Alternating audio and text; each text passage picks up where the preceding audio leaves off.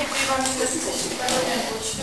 Vítám vás v naší obřadní síni a jenom vás poprosím o zachování komorní atmosféry slavnostního obřadu a až vejdou svatebčané, abyste je pozdravili.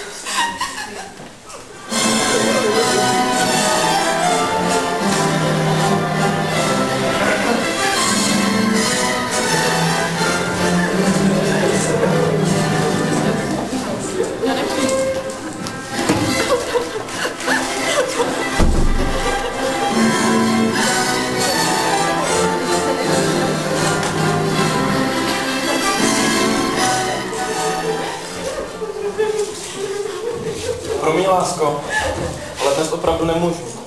Ne!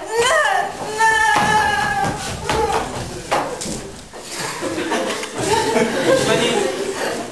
Další dobu bych chtěl něco říct. Já mám tě rád. Ráno víc než dřív. To bych si nechtěl zeptat. Nesmyslím.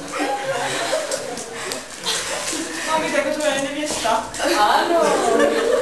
Samozřejmě.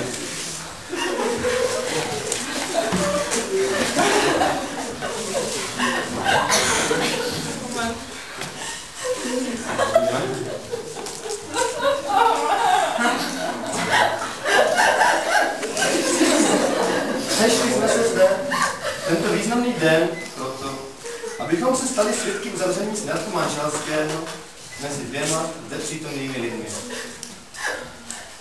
Pokud má někdo z přítomných námitky proti uzavření tohoto sňatku, ať promluví teď, nebo ať mlčí navždy. Tak jim to řekni. Nebojte se, pokračujeme dobře. Táží se vás, ženichu Alessandro Vajvarolini, zda vstupujete do svazku manželského zcela dobrovolně? Ano. Táží se vás, nevěsto, Lucie Valentini, zda vstupujete do sňatku zcela dobrovolně a zda se tím zavazujete účastnit na našem stužkovacím večírku. Odpovězte ano. Prosím svědky o prstínky.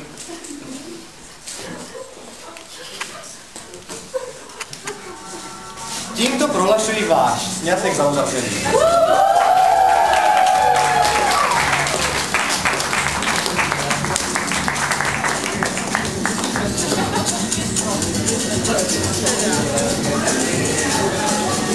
Můžu původním příjmením? Ano. Tak tě počkej.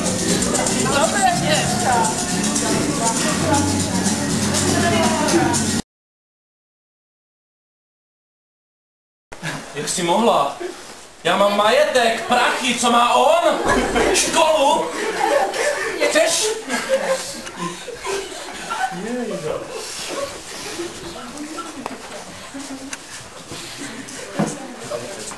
Tak nemám majetek, nemám prachy, nemám mládí, mám roky a co ještě, nevím. Jinak dobré srdce, to je vše, co můžu nabídnout, ale ne na dlouho. Můžeme přistoupit do pořadu. Tak.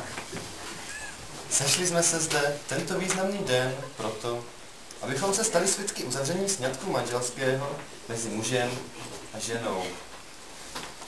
Pokud má někdo z přítomných námitky proti uzavření tohoto sňatku, ať promluví teď, nebo ať navždy mlčí. Tak to je jen maturitu. Táží se vás, nevěsto, Gianna Della Dor, zastupujete do sňatku manželského zcela dobrovolně. Ano. Táží se vás, ženichu, Miro Novotýny, zda vstupujete do sňatku zcela dobrovolně a zda se tím zavazujete účastnit na našem stužkovacím večírku. Odpovězte ano. Jistě je to dobrovolné, ano. Poprosím svědky o prstínky. Tak.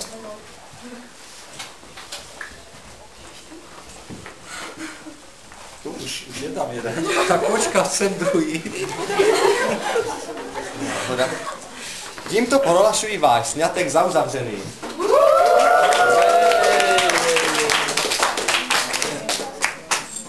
ještě podpis.